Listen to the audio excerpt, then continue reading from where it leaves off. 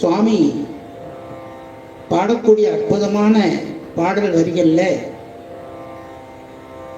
துஞ்சு இருளில் நின்று ஆடும் நின்று நடமாடி மிகு தோணிபுரம் மேய அப்படின்னு சொல்றாரு. இந்த வார்த்தையை மாணிக்கவாசக பெருமான்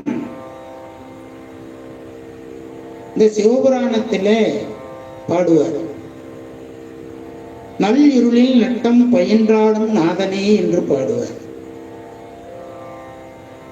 இதற்கு என்ன ஒற்றுமை என்று சொன்னால், நாமெல்லாம் ஆணவம் மலத்திலே இருளிலே இருந்து ஒரு காலத்திலே நம்முடைய அறிவு, இச்சை, செயல் எல்லாம் செயலற்ற நிலையிலே நாம்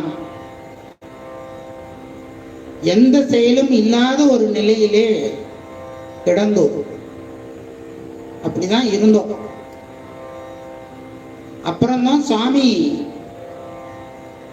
இது அறிவுடைய பொருள் என்று நினைத்து இந்த அறிவு எப்படியாவது செயல்பட வைக்க வேண்டுமே என்பதற்காக இந்த உயிருக்கு மாயையாகிய தனு கரண புவன போகங்களை எல்லாம் கூட்டுவித்து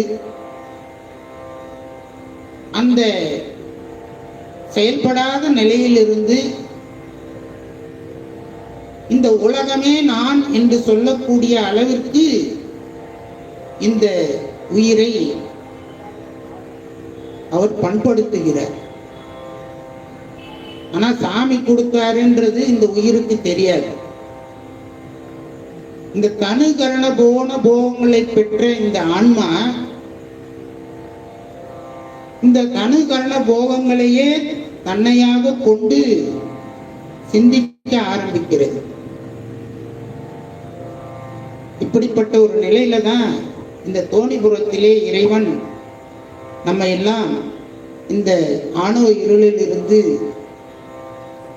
கொஞ்சம் கொஞ்சமாக மேலே எழுப்பி அவருடைய அறிவை சிந்திக்கும் வண்ணமாக செய்கிறார் என்று கூறிக்கொண்டு, அடுத்தபடியாக பழம் வஞ்சிரம் என்று சொல்லக்கூடிய ராகத்திலே அமைந்த திரு தோணிபுரத்து பெருமானை விண்ணப்பம் செய்ய இருக்கிறோம்.